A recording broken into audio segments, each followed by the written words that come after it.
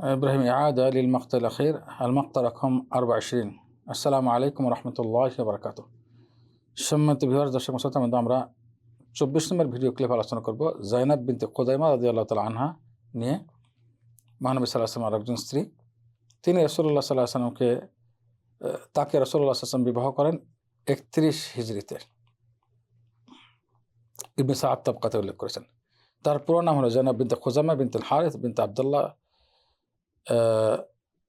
আমি আবার বলছি, তার পুরো নাম জাইনাব বিনতে খুযাইমা ইবনে হারিস ইবনে আব্দুল্লাহ ইবনে আমর ইবনে আব্দুল মানাফ ইবনে হিলাল ইবনে আমির বিন সাআসাআ আল হিলালিয়া। কেউ কেউ বলেছেন যে তিনি মাইমুনা রাদিয়াল্লাহু তাআলা আনহার বোন, মা শরিক বোন, অর্থাৎ মা এক বাপ দুই। মাইমুনা রাদিয়াল্লাহু তাআলা আনহা মহানবী সাল্লাল্লাহু আলাইহি ওয়াসাল্লামের অন্য স্ত্রী। ইবনে আব্বাস রাদিয়াল্লাহু তাআলা আনহুমার খালা, তার দুধ মানে তার মা শরিক বোন বলেছেন। তাকে উম্মে মিসকিনও বলা হয়।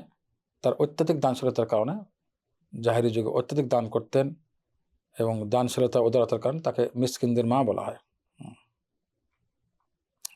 খানা খাওয়াতেন। জারকানি উল্লেখ করেছেন এটা শারহে জারকানিতে, এটা পৃষ্ঠা নম্বর 416।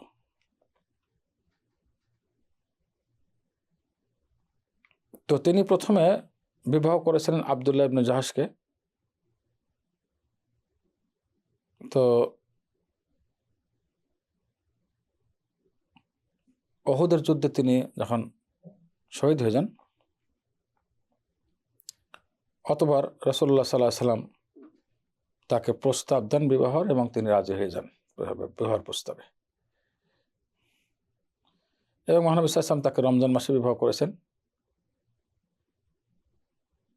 এবং এটা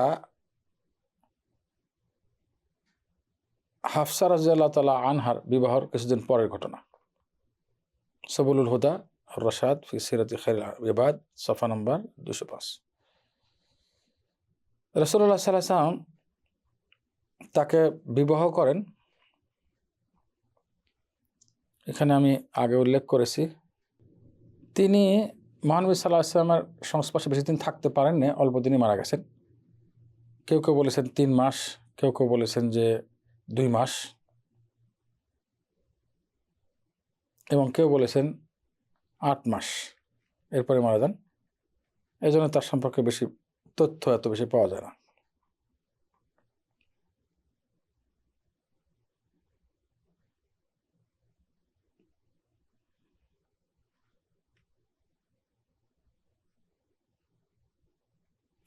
তিনি মদিনায় মারা যান এবং তার মারা যান চতুর্থ হিজরিতে। তার জন্ম হলো মহানবী সাল্লাল্লাহু আলাইহি ওয়াসাল্লামকে বিবাহ করেছেন 3য় হিজরিতে এবং 4র্থ হিজরিতে মারা যান।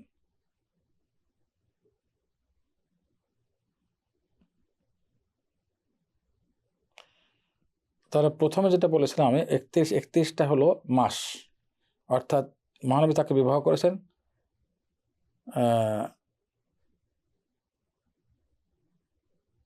হিজরতের 31 মাসের মাথায়, 31 মাসের মাথায়। এই হিসেবে তথ্য বিভ্রাট হতে পারে, ঠিক করে দিলাম। তার মানে 3য় হিজরিতে তিনি বিবাহ করেন, 4র্থ হিজরিতেই 3য় হিজরিতে বিবাহ করেন, 4র্থ হিজরিতে তিনি মারা যান, বেশি সময় পাননি। এবং মাত্র 30 বছর বয়সে মারা যান এবং তাকে বাকিয়ে গারকাতে দাফন করা হয়েছে।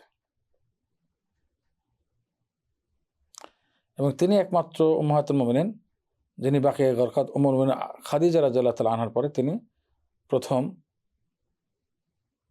উম্মাহাতুল মুমিনিন রাসূলুল্লাহ সাল্লাল্লাহু আলাইহি ওয়াসাল্লাম স্ত্রী, যাকে বাকিয়ে গারকাতে দাফন করা হয়েছে এবং মহানবী সাল্লাল্লাহু আলাইহি ওয়াসাল্লাম তার জানাজা পড়েছেন।